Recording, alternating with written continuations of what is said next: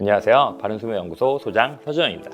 오늘 바른수면 인터뷰에서는 반가운 게스트분과 함께 다양한 이야기를 나눠보겠습니다. 다방면에서 음악적 재능을 펼치고 있는 데뷔 12년차 아티스트, 음악계의 연금술사, 피아니스트 윤환 교수님을 모시겠습니다. 네, 교수님 최근에는 어떻게 지내세요? 이제 그 학기가 종료돼가지고 이제 방학을 즐기고 있고요. 네, 또 뭐 여러 가지 이제 내년에 작업할 것들에 대한 어떤 준비하고 있고, 또 열심히 육아도 하고 있고. 윤환 교수님 처음에 음악을 언제 어떻게 시작을 하게 되셨나요? 제가 음악을 처음 시작하게 된 거는 고등학교 1학년 때? 네, 상대적으로 늦었네요. 예, 사실 좀 매우 늦은 편이었고, 고등학교 1학년 때 처음으로 내가 하고 싶은 게 뭘까라는 생각을 처음 했던 것 같아요. 그 당시 때 뭐 나는 음악가가 될 거야, 뭐 피아니스트가 될 거야, 그런 생각을 한 건 아니었고, 단순히 공부 말고 다른 것 중에서 내가 정말 남은 인생을 이것을 하면서 살면 정말 행복하겠다 라고 했을 때, 제가 어릴 때부터 이렇게 좀 노래하고 막 춤추고 이런 걸 좋아했었어요. 노래 엄청 잘하시더라고요. 노래는 못하는데 복면가왕에 나온 걸 제가 봤었거든요. 예, 복면가. 정말 잘하셔서 저는 깜짝 놀랐어요. 그래서 아무튼 뭐 그렇게 시작을 하게 됐는데, 처음에 부모님의 반대가 굉장히 심했었어요. 예. 왜냐면 이제 공부도 곧잘 했고, 갑자기 이런 예체능으로 바꾼다고 하니까 집안에 혹시 예술하고 이런 분은 많지 않으셨었나요? 전혀 없어요. 그러니까 이제 제가 갑자기 튀어나오니까 어머니 아버지가 이제 좀 갑자기 그러는 것 같으니까 좀 더 생각해봐라 했는데, 그때서부터 이제 제가 성적도 쭉쭉쭉 떨어지고 자꾸 이런 쪽으로 눈이 가니까, 그때 딱 어머니랑 진지하게 한번 대화를 나눈 적이 있었거든요. 너가 나중에 음대 대학교를 가고 그 다음에 석사랑 박사, 그러니까 대학원까지 다 하고 음대 교수가 되겠다고 약속을 하면 도와주겠다. 뭐 그때는 사실 교수 어떻게 되는지도 모르고 네. 고등학생이면 모르죠. 잘. 네, 그래서 교수 할게요 해서 이제 시작을 하게 됐는데, 그러면서 이제 음악 대학교를 알아보게 되고, 그러면서 악기를 처음 접하게 됐어요. 그게 이제 피아노라는 악기였습니다. 피아노 그럼 그전에는 연주를 많이 안 하셨었나요? 네, 전혀. 그래요? 전혀였고, 우리 왜 어릴 때 그냥 뭐 태권도 학원 가고 바이엘 같은 거 배우죠? 네, 그런 것 정도 하다가 뭐 안 하다가 그냥, 근데 별로 이렇게 좋아하진 않았었어요. 예. 제가 유학을 결정하게 되면서 버클리 음대라는 곳에 가려면 악기를 하나를 전공을 해야 되더라고요. 그래서 이제 집에 굉장히 오래된 이렇게 피아노가 한 대 있었어요. 위에 이제 아버지 술병도 올려져 있고 이제 소리는 잘 안 나는. 맞아요. 그래서 그러면은 피아노를 한번 해볼까? 라고 해서 피아노를 시작하게 됐고, 굉장히 즉흥적으로 시작을 하게 됐는데, 지금 어떻게 피아니스트로 또 활동을 하게 됐습니다. 고2 때 시작해서 또 버클리 음대 가는 게, 버클리 음대가 또 굉장히 세계적인 최고 명문이잖아요. 목표를 세우고 그렇게 하는 과정이 진짜 멋있네요. 그리고 또 대단한 게 어머님과 약속을 지키셨네요. 그쵸. 그게 제가 18살 때니까 제가 35세 교수가 됐거든요. 그러니까 17년 걸렸네요. 여기 또 최근에 학과장까지 맡고 계시더라고요. 네. 아니 어떻게 또 벌써 학과장까지 맡을 정도로 그런 또 대단한 일을 하고 계시네요. 일만 많이. 지금 그러면 경희대학교에서 지금 맡고 있는 그 전공이 어떤? 경희대학교 예술디자인대학이라는 곳에 저희 학과는 이제 실용음악학과고요. 이름이 포스트 모던 음악학과입니다. 국내에서는 가장 오래된 경희대학교가 유명하잖아요. 예, 실용음악학과고, 그 중에서 저는 이제 뭐 피아노나 재즈 앙상블, 빅밴드 오케스트라, 영화음악 이런 쪽으로 담당하고 있습니다. 버클리 음대 가서는 좀 어떠셨나요? 처음에 그러면 이제 피아노 쪽으로, 퍼포먼스 쪽으로 많이 하셨었나요? 고등학교 때 막연하게 이제 음악 하고 싶다라고 생각했을 때는 특별히 내가 무슨 어떤 장르를 하고 싶다든지 뭐 그런 건 없었어요. 그냥 음악 자체가 하고 싶었고, 그래서 이제 버클리 음대라는 곳을 어떻게 알게 돼서 목표를 세우고 입학까지 하게 됐는데, 막상 딱 유학을 가니까 여기는 그 정말 천재들이 그래요? 많고. 윤환 교수님도 천재신데. 저는 그냥 최하, 지하 한 4층 정도 되고요. 정말 다양한 친구들이 많았어요. 제가 기억나는 게 뭐 이렇게 비 내리는 소리도 음으로 다 들리고, 평생 드럼 한 번도 쳐본 적 없는데 막 리듬의 천재고, 그리고 이제 유학생 비율이 거의 한 70% 80%였어요. 워낙 학교 자체가 글로벌하고 인터내셔널이어서 이렇게 다문화를 접하고 그들의 어떤 그런 그 사상이라든지 인생의 철학 세계관이라든지 그런 거를 접하기에는 굉장히 좀 좋은 경험이지 않았나. 그러면 전공은 어떤 걸 하시고 졸업하셨나요? 제가 룸메이트 형을 한 분 만나서 같이 살았어요. 근데 완전 그 재즈 매니아. 그래가지고 집에서 항상 그냥 재즈를 틀어놓으니까 나도 모르게 제가 막 2-4에 막 이렇게 하고 있고 네네네, 옆에서 같이. 네, 막 박자를 막 하고 있더라고요. 그래가지고 아 나도 그러면 재즈 피아노를 전공을 네, 해야 재즈 되겠다. 피아노. 그래서 이제 2학년 때 처음에 재즈 피아노 전공을 했었어요. 그래가지고 한 학기 정도 이렇게 했는데 그때 제가 무슨 생각 때문에 이런 결정을 했는지 모르겠는데 재즈 피아노 전공을 한 선배들 중에 졸업하고 지금 어떤 활동을 하고 계시지? 이분들이? 그거를 이제 찾아봤는데 다들 좀 이렇게 힘들게 그래요? 살고 계시더라고요. 그치. 또 뉴욕이나 이런 데도 워낙 연주하는 그쵸, 잘하는 많죠. 친구들도 많고 하니까 거기서 경쟁해서 이렇게 하는 게 녹록치가 않더라고요.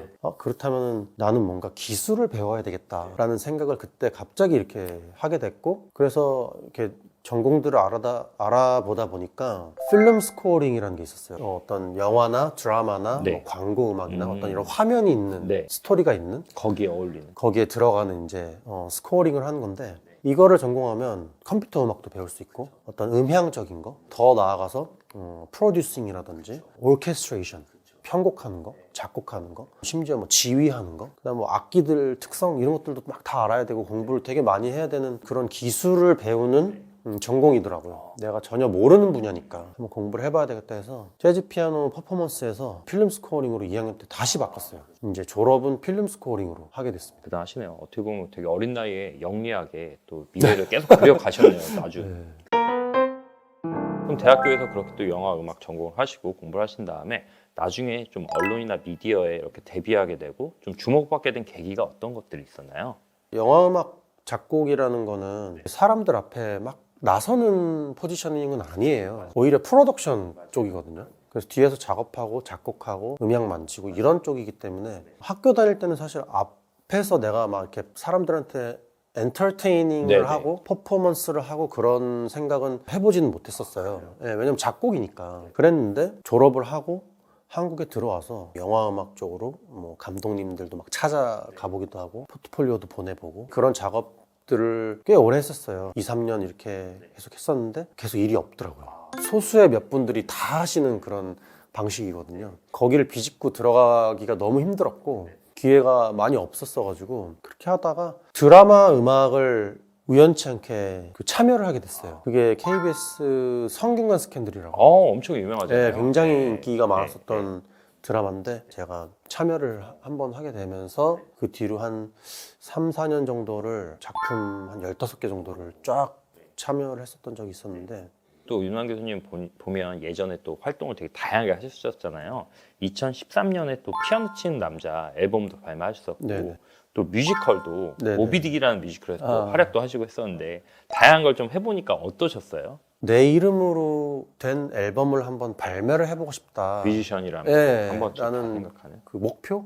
꿈이 이제 문득 생겼어요. 네. 2010년에 이제 처음 언터치드라는 앨범으로 데뷔를 하게 됐는데 반응이 있었고 팬분들도 또 생기고 막 그러면서 여기저기서 막 공연도 하게 되고 근데 이제 어쨌든 제가 악기가 피아노니까 작곡까지만 피아노를 제일 잘 하니까 갑자기 피아니스트로 네. 뭔가 사람들이 부르기 예, 시작한 거예요 예, 저를. 예. 그래서 이제 피아니스트 유난 이렇게 맞아요, 뭔가 맞아요. 타이틀이 맞아요. 가게 되면서 예. 갑자기 뭐 뮤지컬도 막 네, 섭외가 들어오고 또 최근에는 또 음악 감독의 역할도 많이 하시더라고요. JW 메리어트 호텔도 음향을 또 총괄하신다고 들었는데 그런 거는 작업을 어떻게 이제 진행이 되는 건가요? 드라마 음악, 영화 음악도 참여를 해보고 제 앨범으로도 대중들과 소통하고 공연도 해보고 하다 보니까 어떤 공간의 음악 감독에 대한 좀 궁금증이 좀 생겼었어요. 그러면서 제가 백화점 갈 때, 마트 갈 때, 뭐 레스토랑 갈 때, 뭐 어디를 가더라도 음악은 항상 있잖아요. 그럼 여기 음악은 누가 고른 거지? 그 음악이 되게 찰떡같이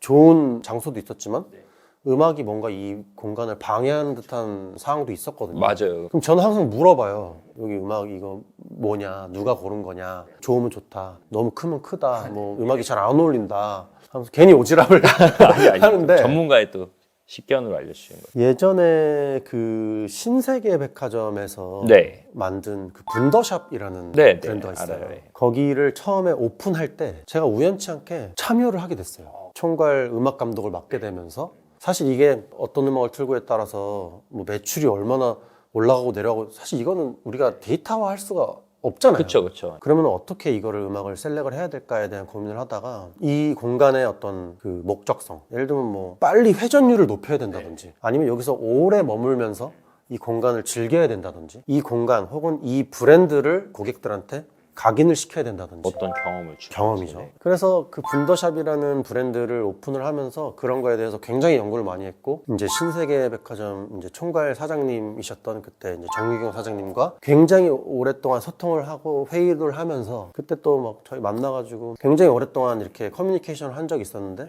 그러면서 이제 딱 런칭을 했어요. 분더샵을 런칭했는데 신기하게 그 음악에 대한 피드백이 굉장히 많았고 사실 음악은 어떻게 보면 그런 공간에서 삐지잖아요. 네, 보조적인 수단으로 많이 생각을 하죠. 근데 저희가 뭐 스피커 위치부터 시작해서 되게 디테일하게 음향, 그다음에 뭐 1층과 2층의 간섭 이런 것까지 다 해가지고 엄청 작업을 디테일하게 했거든요. 그래서 뭐 신발 파는 매장, 옷 파는 매장, 뭐 주얼리 파는 매장 다 다르게 컨셉 다 해가지고 3개월마다 컨셉도 싹싹싹 바꾸고 했더니 이 공간에 대한 이 브랜드에 대한 그 고객들의 인식이 굉장히 영향이 있더라고요. 그래서 그때 약간 그 오감 프로젝트의 위대함을 느꼈어요. 이 어떤 이 공간의 시각적인 인테리어죠. 그 다음에 거기에서 나는 향, 거기에서 들리는 이 사운드, 그다음 뭐 만져질 수 있는 거, 그다음 뭐 음식 있다면 먹는 거, 이런 오감이 얼마나 중요한지, 이 브랜드에 얼마나 중요한 역할을 하는지에 대해서 저도 처음 경험했고, 그래서 그 다음에 신세계백화점 전지점을 제가 총괄하게 됐어요. 대단하시네요. 다 거기 돌아다니면서 음악을 총괄하시는. 네, 총괄했습니다. 그래가지고 그 호텔이랑 리조트에서도 연락 받아서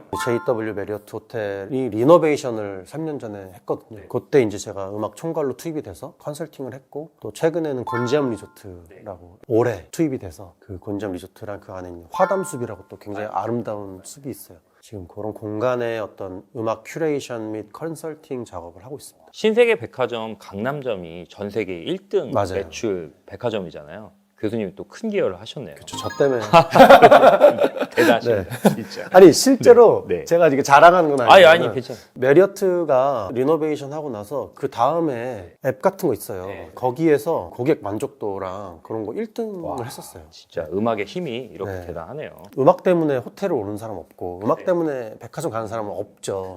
하지만 그 공간에서 흐르고 있는 음악이 나의 그 감정이라든지 아니면 소비 욕구라든지 이런 것들을 엄청나게 저는 좌지우지한다고 생각하거든요. 거기에 있었을 때 나의 어떤 행동이나 결정이나 이런 거에도 영향을 미치고 거기 갔다 와서 그곳을 내가 떠올릴 때 그때 참 좋은 향기가 났었지 하는 것처럼 그 경험이 다시 방문하게 되고 또 다른 사람들한테 거기 어땠어? 라고 말을 할 때 굉장히 좋은 영향을 미치는 것 같아요. 작은 차이가 명품을 만든다고 하는데 그런 부분에서 정말 디테일이 살아있어서 신세계백화점이나 JW 메리어트가 또 좋은 결과가 있었던 것 같습니다. 그리고 윤환 교수님 제가 그동안의 행보나 말씀 들어보면 굉장히 좀 오픈마인드라는 생각을 많이 하게 됩니다. 예를 들면 나는 뭐 재즈 피아니스트인데 나는 이것만 할 거야 이러지 않고 뭐 뮤지컬도 해보고 뭐 연기도 도전하시고 또 이런 콘텐츠들도 계속 만드시고 하시는 게 굉장히 또 그런 부분에서 생각이 많이 열려 있으신 것 같아요. 어릴 때부터 좀 그런 성향이셨나요? 음악하는 사람들이 자기 고집도 좀 있고 그쵸. 외골수 또 성격. 그래야 또 잘한다고 네, 하기도 약간 하고. 네. 물론 저도 고집이 없는 건 아니지만 처음에는 저도 그랬었는데 우연치 않게 드라마, 음악 뭐 이런 걸 경험해보고 또 공연도 해볼 수 있는 경험을 해보고 그러면서 뮤지컬이라는 것도 섭외가 들어오고 처음에는 내가 무슨 뮤지컬을 해? 라고 생각을 했었는데 그럴 때마다 어머니께서 그냥 한번 경험해봐. 어머니도 되게 오픈 마인드시네요. 네, 해보고 정 안 맞으면 그 다음에는 안 하면 되잖아. 근데 안 해보고서 네가 그냥 노를 하면 나중에 궁금할 수도 있다. 그래가지고 이제 뮤지컬 해보니까 거기서 또 굉장히 많은 것들을 얻었거든요. 뮤지컬 하고 나서 바로 또 제가 이제 그 MBC 우리 결혼했어. 우결에서 대중적인 인지도가 네, 되게 그게 높아진 계기가 섭외가 됐잖아요. 또 들어와- 그게 왔어요. 그렇게 연결이 네. 됐군요. 네. 그런데 그때도 이제 어머니가 좋은 기회니까 한번 가서 어머님 굉장히 오픈 마인드시네요. 네, 재밌게 해봐. 네네. 그래서 알겠습니다. 이제 저는 어머니 말 좀 잘 들으니까 그래서 몽생이시네요. 했는데 또 그게 저한테 굉장히 또 많은 에너지와 그럼요. 예, 여러 가지 기회와 많은 사람들을 만날 수 있는 또 그런 장이었고 그러다 보니까 경험을 해보는 게 정말 이렇게 중요한 거구나. 그때서부터는 기회만 있으면 뭐든 다 해보려고 하고 수면 쪽은 또 어떻게 처음에 관심을 갖고 그쪽으로 연구를 하게 되셨어요? 저희 와이프 때문에 시작을 하게 됐는데 저희가 이제 2017년도에 결혼을 해서 그 해에 이제 아기가 생겼었거든요. 근데 좀 늦은 시기에 유산이 되면서 와이프가 되게 고생을 많이 했어요. 몸도 많이 망가지고 우울증이랑 불면증이랑 이런 게 되게 심해서 막 약도 먹어야 되고 병원도 다니고 막 그랬었거든요. 그래가지고 이제 와이프한테 내가 뭘 해줘야 되나 매트리스도 바꿔보고 족욕도 시켜줘 보고 마사지도 해줘 보고 수면에 도움이 된다는 뭐 따뜻한 이런 음식이라든지 뭐 그런 것도 먹어보고 했는데 크게 효과가 없어가지고 어떡하지 하다가 이제 음악을 하는 사람이니까 음악으로 수면을 좀 이렇게 개선할 수 있는 그런 방법이 있을까 해서 들여다보게 됐는데 뭐 논문도 있고 서적도 있고 여러 가지 그런 어떤 그 음향적인 부분이 수면에 도움이 되고 수면의 질을 개선한다라는 연구들이 있더라고요. 그래서 그때 처음 이제 연구를 시작하게 됐고 그게 한 3년 됐죠. 학문적인 또 백그라운드가 있으시니까 그렇게 또 공부를 할 수 있었던 것 같아요. 네네. 그래서 이제 신경과나 뭐 정신과 교수님들한테 자문도 구하고 어떻게 하면 실제로 뇌파적으로 네네. 수면에 임면하게 그쵸. 도와줄 수 있는지. 네네. 그런 왜냐면 저는 음악적인 부분밖에 모르니까 그런 부분에 대해서 또 이제 이렇게 조언도 구하고 해서 시작하게 됐고요. 이거를 사실 이제 앨범으로 발매를 해야 되겠다 뭐 이런 생각은 하지는 않았었어요. 그냥 이제 우리 와이프가 편하게 잠을 잤으면 좋겠다. 그래서 이제 시작을 하게 됐고 와이프가 효과가 좀 있으니까 제 주변 지인분들한테 만들어서 보내드려 봤어요. 그랬더니 다들 효과가 좀 있더라. 요즘에는 이것만 틀어놓고 잔다. 다양한 이런 피드백들이 있어서 그때 좀 용기를 얻었죠. 그래서 이제 좀 많은 분들한테 내가 좀 임상을 해보고 싶다. 피드백을 좀 받아보고 싶다. 해서 앨범으로 발매를 하게 됐습니다. 수면 음악은 그럼 작곡할 때 기존 어떤 음악과 다른 부분들이 어떤 게 있을까요? 음악이라는 것은 아름다움을 쫓는 거, 그러니까 심미적인 부분이 되게 많고, 그다음에 어떤 작곡가의 감정, 어떤 영감. 그렇죠. 그때의 기분이나. 그렇죠. 그래서 뭐 실현을 하면은 더 곡을 잘 쓴다든지 뭐 이런 것도 네. 있다고 하잖아요. 뭐 어떤 이 음악의 스토리, 다이나믹, 막 이런 것들이 모여있는 집약체잖아요. 그렇기 때문에 듣는 사람도 그 감정이랑 그 작곡가의 어떤 의도, 스토리를 공감하고 감동받고 어떤 그런 청취의 목적이 있다면 수면 음악 같은 경우는 어떤 뭐 멜로디가 막 강력하게 있다거나 뭐 영감을 받아서 착각한다거나 그런 것보다는 실제로 잠을 잘 자기 위해 좋은 수면의 질을 위해 만들어진 기능적인 음악인 거예요. 청취의 음악, 기능적인 음악. 이거 완전 다른 음악이기 때문에 그게 제일 가장 큰 차이점이지 않을까 싶습니다. 어떻게 보면 또 국내에서 아무도 개척하지 않은 분야를 또 혼자 꿋꿋하게 그렇게 만들어 가시는 게 정말 대단한 것 같습니다. 주변에서 그러면 지금 교수님이 작곡한 수면 음악 때문에 네. 잘 잔다고 하는 분도 되게 많을 것 같아요. 네. 그런 분들이 좀 너무 잘 잔다 하면은 기분이 좀 어떠세요? 솔직히 제가 이제 데뷔한 지 올해로 13년 차 됐거든요. 그동안에 제가 이제 저작권 협회에 등록된 곡을 보니까 한 250곡 정도 돼요. 엄청 작업을 많이 하시네요. 네, 작곡을 많이 했더라고요. 근데 수면 음악이 반응이 제일 좋아요. 그러니까 어떻게 보면 저의 영감과 저의 감정과 스토리를 표현한 것보다 기능적인 음악, 사람들이 필요한 부분을 제가 긁어준 거죠. 그거 엄청 대단하고 어려운 일이죠. 그러다 보니까 약간 한편으로 씁쓸하기도 하면서 두 가지 네, 감정이 뭔가 동시에. 두 가지 감정이 네네. 동시에. 근데 이제 제 음악을 듣고 잠을 잘 자고 스트레스가 줄어들고 그 다음날 컨디션이 좋고 업무의 효율이 올라가고 어떤 이런 긍정적인 피드백들이 있으니까 그것만큼 네, 저한테 용기가 되는 건 없는 것 같아요. 작곡하시는 어떤 방식이나 그런 본인만의 어떤 비법 같은 게 있는지 언제 영감을 받으시는지 그런 부분이 좀 궁금해서요. 사실 저도 작곡을 하지만 저도 그게 되게 궁금했었어요. 다른 작곡가들은 어떻게 곡을 쓰나. 근데 저 같은 경우는 어떤 경험을 하고 나서 예를 들면 뭐 여행, 사랑했던 경험, 이별했던 경험 뭐 여러 가지 제 인생의 굵직굵직한 경험들 있잖아요. 그때를 회상하는 순간이 있어요. 예를 들면 제가 어디를 여행을 갔다 왔어요. 그 순간에서는 제가 그 순간을 회상하진 않잖아요. 그 순간 안에 있기 때문에. 지나고 나서 집에 와서 혹은 뭐 그 후에 아 맞다 그때 참 좋았지 하면서 그때 떠올릴 때 뭔가 영감이 떠올라요. 그런 식으로 작업을 네. 하시는군요. 그래서 여행을 많이 또 다니시고 새로운 경험 하는 게 또 예술가로서 영감을 받는 데 또 중요한 부분 중 하나시겠네요. 여행은 정말 그 창작 활동을 하는 사람들한테는 정말 필수적인 것 같고 예전에 고전 음악가들 뭐 브람스 뭐 이런 사람들도 보면은 여행을 가가지고 거기에서 뭐 한 달 만에 교향곡 3번을 완성했다 뭐 이런 내용들이 되게 많아요. 저도 그거를 경험했어요, 사실 최근에. 어디 갔다 오셔서 혹시 경험? 제가 1월 달에 남해를 남해 갔다 프로젝트. 왔는데, 그래서 이제 가족들이랑 남해에서 이렇게 한 달 살기를 했는데 그 경험한 거를 이렇게 회상하고 기억하면서 거기에서 또 곡들을 작업을 해가지고 앨범을 발매를 하게 됐거든요. 그 남해는 앨범 표지도 굉장히 멋지더라고요. 그 이제 작가님이 직접 그려주신 거예요. 그래가지고 남해 유명한 석양 지는 모습, 그다음에 다랭이 마을, 남해 또 그 죽방 멸치가 또 유명한. 아 그래요 또. 네. 네. 표지에 보면 멸치가 있습니다. 뜻깊은 그런 프로젝트였습니다. 거기 그럼 피아노도 이렇게 설치하시고 한 달 사시면서 네. 또 작업도 하시면서 그렇게 또 진행해요. 네, 그랜드 피아노를 한 달 가지고 갔어요. 항상 언제든지 내가 피아노를 칠 수 있게, 악상이 떠오르면 언제든지 이거를 기록할 수 있게 피아노를 들고 갔죠. 그리고 최근에 또 수면을 잘 취하지 못하고 불면으로 또 시달리시고 힘들어하시는 분들이 많은데 그런 분들을 위해서 교수님의 좀 힐링곡을 추천해 주실 수 있을까요? 제가 슬리핑 사이언스라는 프로젝트로 수면 앨범들을 이제 쭉 발매를 해오다가 베스트 슬립과 함께 콜라보레이션을 진행을 해서 또 그 브랜드의 이미지와 어떤 그 수면 음악이라는 어떤 기능과 그런 것들을 다 담고 있는 멜솜누스라는 앨범을 발매를 했거든요. 거기에 이제 For Your Best Sleep Ever라는 타이틀곡이 있습니다. 이 곡을 들으시면은 아마 굉장히 편안하고 힐링되는 그런 느낌 받으실 수 있을 것 같아요. 뮤직비디오도 있더라고요. 네네. 그건 또 해변가에서 네. 교수님 피아노를 치시고 옆에 또 굉장히 뛰어난 네. 현대무용수가 또 이렇게 네. 몸짓으로 표현해 주신 걸 봤는데 그 작업은 또 어떠셨나요? 예전부터 굉장히 해보고 싶었던 그런 컨셉의 뮤직비디오였는데 뭔가 이 무용과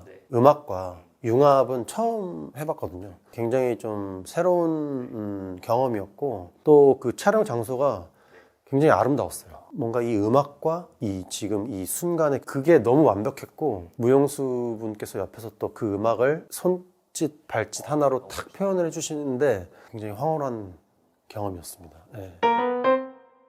마지막으로 윤환 교수님께 이 질문 드리고 마무리를 하겠습니다. 윤환 교수님께 음악이란? 음악이란 무엇인가에 대해서 사실 끊임없이 고찰하고 있는데 아직도 정답이라는 거를 찾을 수는 없었던 것 같고, 제가 음악을 처음 시작했을 때 음악은 저에게 어땠고, 또 제가 대학교 다닐 때 음악은 저에게 어떤 거였고, 또 30대 때, 또 40이 되고 나서 또 음악은 그때그때 제 순간마다 다 다른 것 같아요. 음악이 없는 삶은 사실 굉장히 비극적인 삶인 것 같고, 음악이라는 거는 사실 이제 언어도 상관없고 누구나 즐길 수 있는, 전 세계를 어딜 가더라도 음악으로 우리가 형제 자매가 될 수 있고, 제가 사실 미국 갔을 때도 그걸 많이 느꼈거든요. 그러니까 영어가 서툴지만 같이 앙상블을 하고 같이 연주를 하면서 뭔가 소통하고 있다라는 느낌이 들었어요. 어떻게 보면 또 다른 언어 네, 이상의 어떤 그런 제3의 언어인 것 같은 그런 역할이기도 하고요, 저한테는. 사람뿐만 아니라 이렇게 동물들한테도 이 음악이라는 것이 생명과 같은 그런 어떤 것이지 않는가. 굉장히 좀 철학적이면서도 심오한 것 같기도 하면서 또 되게 단순한 것 같기도 하면서 굉장히 복합적인 그런 감정을 불러일으키게 하는 게 음악인 것 같고요. 사실 저희 같은 음악가들은 쉽게 음악 감상을 할 수는 없습니다. 네, 그 순간이 그렇게 이렇게 막 네. 황홀하지만은 않아요. 예. 왜냐면 또 공부해야 되고 생각이 많아지고. 네, 생각이 많아지고 또 음악을 듣다 보면 분석하고 있고 그렇네요. 직업병처럼. 네네. 그래서 뭔가 음악가로서의 음악은 9가지를 참아내고 10번째 돌아오는 어떤 그 희열 같은 것. 네, 그러니까 음악을 만들 때 어떤 그 창작의 고통이라든지 공연을 위한 뭐 연습의 과정이라든지 그런 9가지를 다 참아내고서 마지막 10번째 창작물, 결과물이 딱 나왔을 때, 그리고 공연을 멋지게 마치고 나서 관객들의 이 뜨거운 함성과 박수를 받을 때, 제가 어떤 곡을 내놨을 때 이 곡을 듣고 많은 분들이 편안하게 잠을 주무신다고 피드백을 주실 때 어떤 그 10번째에 돌아오는 그것을 보고 달려가는 무언가가 아닐까라는 생각을 해봤습니다. 교수님 말씀 잘 들었습니다. 네, 감사합니다. 마지막으로 팬분들께 한 말씀 부탁드리겠습니다. 오랜만에 이렇게 팬분들에게 인사를 드리는 것 같아서 굉장히 쑥스러운데요. 지난 2년 동안 팬데믹 때문에 공연으로도 많이 못 만나 뵀던 것 같아요. 근데 이제 다시 공연 계획이 활성이 되고 있고 여러분들 이제 내년에는 더 많이 좋은 자리에서 찾아뵐 수 있을 것 같고요. 제 수면 음악과 또 멜솜스 앨범 들으시면서 편안하게 숙면 취하시고 힐링의 시간 보내셨으면 좋겠고요. 내년에는 더더욱 건강하시고 내년에 또 많은 좋은 작품들과 활동으로 인사드리도록 하겠습니다. 네, 지금까지 윤환 교수님을 모시고 인터뷰를 나눠보았습니다. 윤환 교수님의 음악 철학과 아티스트로서의 도전 정신을 엿볼 수 있는 시간이었는데요. 보시는 여러분께서도 유익한 시간이 되셨기를 바라겠습니다. 앞으로도 윤환 교수님의 행보에 많은 응원 부탁드리며 저희는 여기서 인사드릴게요.